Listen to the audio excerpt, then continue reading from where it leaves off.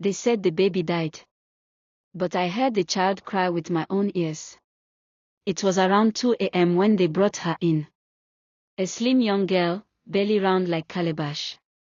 Her wrapper was soaked at the bottom, and her face looked tired. Her mother held her tightly, guiding her step by step into the bathroom.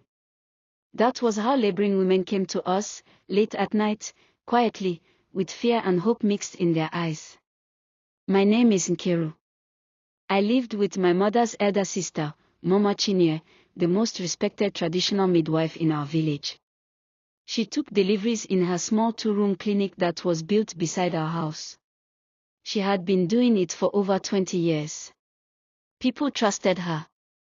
They said she had the blessed hands. They called her Mama NWA, Mother of Children. But that night, what I saw changed everything I believed. The girl's name was Ada. I had seen her a few times at the well but never spoken to her. She looked no older than me, maybe 19. Her mother, a small tough-looking woman, kept whispering, "God will help us. God will help us." I helped them inside and brought clean cloth, kerosene lamp, and hot water. Mama Chinyere looked calm like always. She told me, "Go and sleep. You've helped enough." But something in her voice didn't sound right. Something cold. I left the room, but I didn't sleep. I sat by the hallway wall, hugging my knees, listening. I heard Ada's groans. Then her cries. Then silence. Then the baby. That baby cried loud. Loud like thunder. I sat up straight. I even smiled. That cry was strong. A child that was very alive. Then, everything went quiet. After a while, I heard the door creak. I ran to the corner, peeped through the small curtain. Mama Chinyere came out. Her face was dry, calm, clean. No blood, no sweat, like she hadn't just delivered a baby. She told Ada's mother, "I'm sorry. The baby didn't make it." Ada screamed like something tore inside her. Her mother held her and shouted, Chinik. My daughter. My grandchild." But Mama Chinyere didn't flinch. She just said, "We'll arrange for burial tomorrow. Let her rest for now." I didn't understand. I knew what I heard. That child cried. It wasn't gas or some spirit voice, it was real. I waited until things quieted down. Then I went to the back window near the bush path. That's when I saw her. Mama Chinyere. Carrying a small wrapped bundle. She didn't take the main road. She slipped out through the side trail, the one that led to the old Okoro Junction. The place motorcycles pick passengers at night. My chest started beating hard. She didn't bury any baby. She took it somewhere. And that was the night I began to fear the woman who raised me. The room was too quiet for a place where a baby had just died. After Ada and her mother left the next morning, I went into the bathroom to sweep. I do it every day. But this time, I looked around like someone searching for something. The bed was made. The cloth used during the labor was already washed and hung behind the house. No blood. No baby wrapper. Nothing. Just silence. It was like the child had never existed. That same morning, I asked Mama Chinyere, "Did you bury the baby last night?" She was sipping hot tea on the veranda. She didn't look at me. She just said, "What kind of question is that? Are you now a doctor or a priest?" I kept quiet, but I knew something was wrong. Very wrong. That day, she went to the market and told everyone what had happened. She made it sound like she tried her best. She said the baby came out blue, not breathing. She blamed it on the mother being too young and too weak. The women in the market pitied her. They praised her. She has seen so much pain, they said. But I knew she was lying. That night, I waited until she fell asleep. I crept into the small storeroom where she kept her records and old birth supplies. I found a black book where she wrote the names of women, due dates, and baby weights. Ada's name was there. Next to it. Baby girl. Healthy cry. 3.1 kilograms. No mention of death. No note. Just facts. Like she recorded it for someone else. I closed the book fast. My hands were sweating. I had never stolen or snooped before, but this wasn't ordinary curiosity. I felt like I was inside something big, something evil. For the first time, I looked at Mama Chinya and felt fear. She raised me after my parents died. She took me to school, fed me, even called me her last-born to her friends. I loved her. But now I didn't know what I was loving. The next week, a woman came from Enugu. She brought gifts, cartons of milk, canned baby food, even a bag of rice. She stayed only 10 minutes, speaking quietly with Mama Chinya behind the clinic. Later, I heard her say, "God bless you. You've made my family complete." I stood near the curtain, listening with my heart pounding. Another baby taken. Another mother lied to. And nobody knew. Nobody even suspected. That night, I told myself I would stay quiet for now. Watch. Learn. Gather everything. Because one day, I might need to tell the world. But even as I made that promise, part of me wondered. Would anyone even believe me? After that night, I stopped seeing her the same. Mama Chinya was still doing her work as usual, delivering babies, boiling herbs, measuring pregnant bellies with her hand like she had magic in her fingers. But I had started watching her closely. She didn't know. I acted normal. I greeted her. I helped her clean. I made her tea. But inside me, I was boiling. Every time a pregnant woman came in and cried in labor, my chest would tighten. I would wait. Count the hours. Listen for the cry of a newborn. Then watch what happened after. Sometimes, the baby was truly there. Wrapped and crying, handed to the mother. But 3 times after Ada's case, I heard the same thing again. A strong baby's cry. Then silence. Then, sorry, the baby didn't make it. And each time, there was no burial. Once, I caught her slipping out through the back again. Around midnight. She was holding a different wrapper this time. Not the one she normally used to cover a dead child. This one had no blood.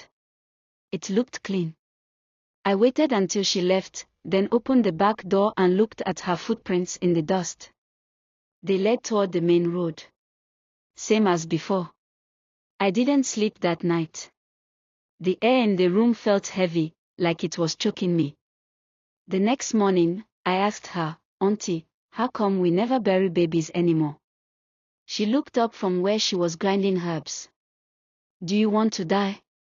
I froze. She stared into my eyes for a long time, then went back to grinding like she said nothing. But I heard her clearly. That was a warning. From that day, she became more careful with me. She stopped leaving her bedroom door open. She started locking the cabinet where she kept the birth records. She stopped asking me to help during deliveries unless the woman was someone well known in the village. One night, I heard her speaking on the phone in her room. I leaned close to the door. I heard her say, "Yes, fresh one. Delivered last night. Girl, very healthy. No complications. Yes, she thinks the baby died." I handled it. My whole body went cold.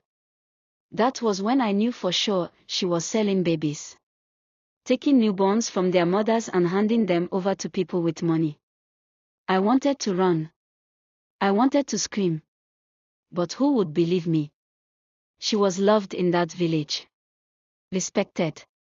People brought her gifts every month. The church called her mother to the community. She sat in the front pew every Sunday.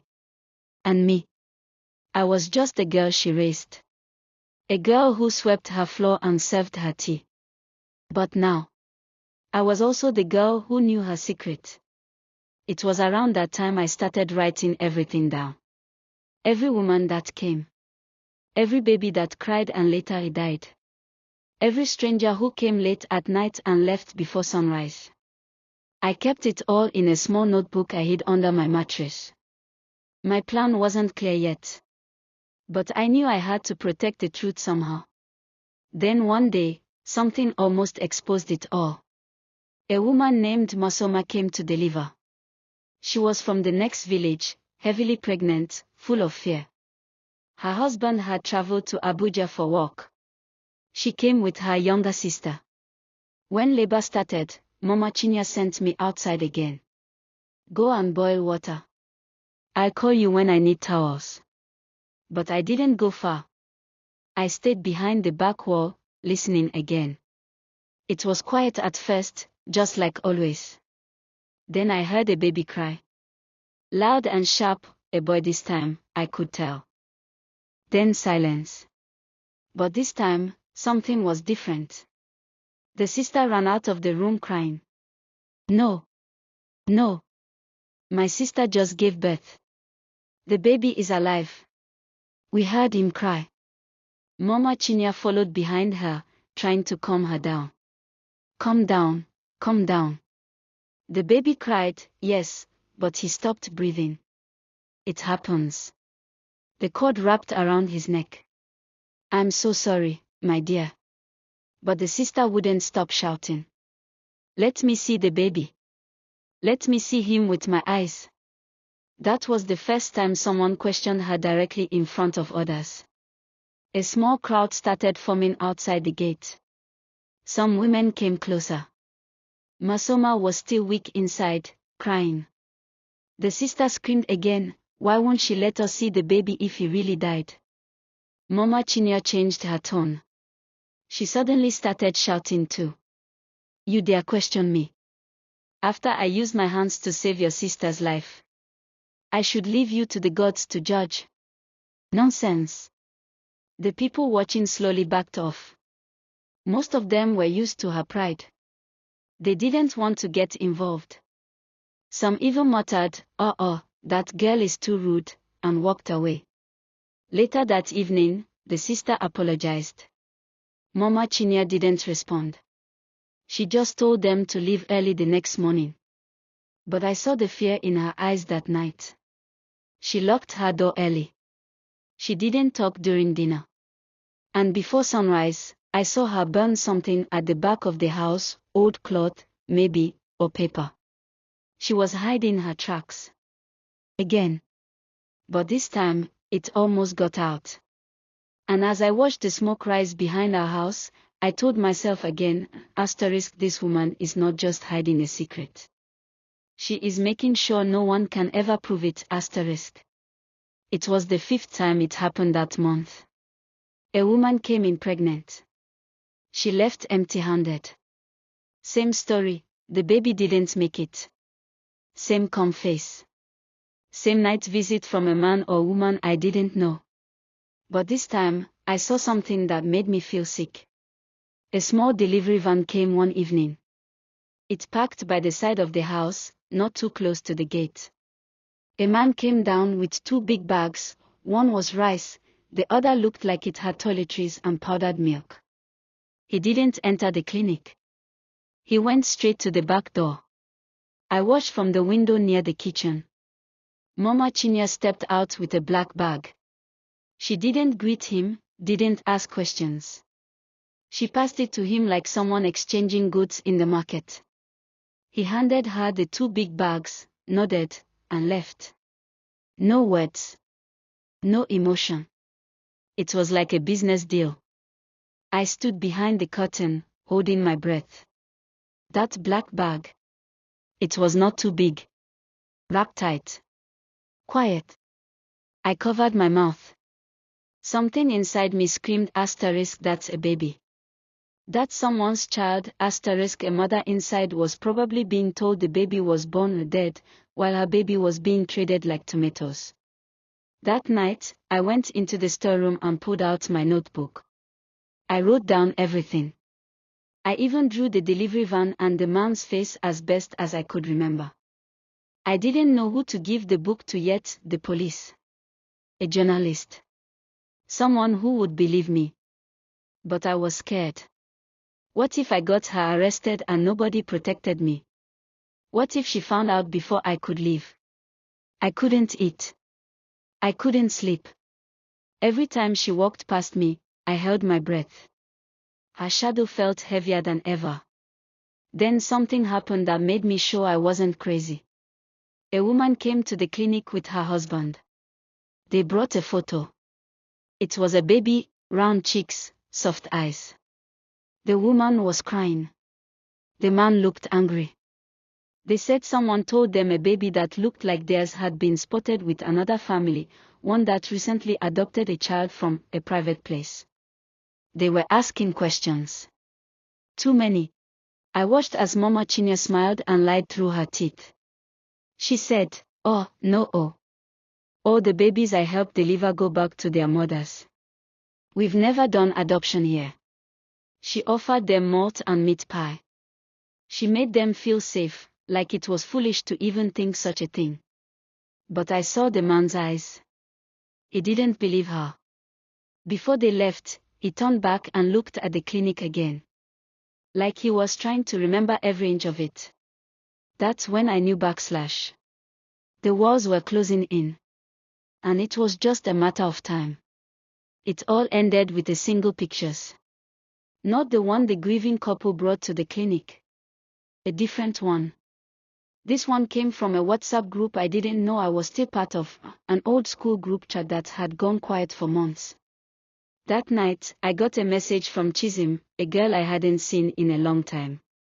She sent a blurry photo with the caption, "Omo si fine pikin." They said they adopted her from a private rural clinic. I swear this baby looks like Ada's child. Oh. My heart stopped. I clicked the picture. A baby girl. Big eyes. Chubby cheeks. A small scar near her left ear. I remembered that scar. I had seen it the night Eddie gave birth, a tiny scratch during delivery.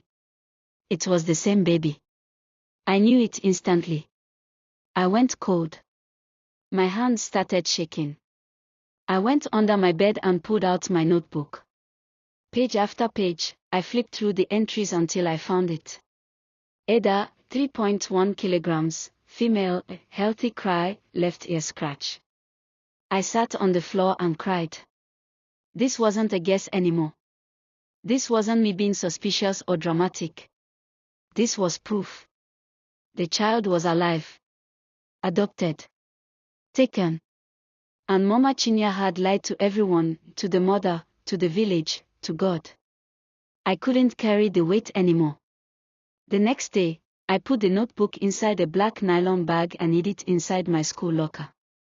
Then I took the photo, printed it out, and wrote a letter to a radio station in town that sometimes exposed corruption. I used a fake name. I told them what was happening. How babies were crying one minute and declared dead the next. How a respected midwife was quietly trafficking children to strangers for bags of rice, money, and food. 3 weeks later, everything exploded. The radio station ran the story. They didn't mention names, but the details were too clear. People started talking. Women remembered the babies they never got to bury. Husbands began asking questions. Then the police came. They searched the clinic, the bathroom, the storeroom. They found files. Photos. Phone numbers of people from other states. Foreign numbers. Receipts. Even the black book, she had moved it from her room to the clinic, not knowing I had copied everything. Mama Chinya denied it. Said it was a mistake. That it was charity, not trafficking. That the mothers didn't want the babies. But the village turned against her. People stopped calling her Mama NWA. They started calling her the woman who sold children. She was arrested and taken away. That was the last day I saw her. Sometimes I still wonder if she ever loved me, or if I was just another project. But I'm not silent anymore. And somewhere out there, Ada's daughter is alive. She spoke without speaking. And she saved them all.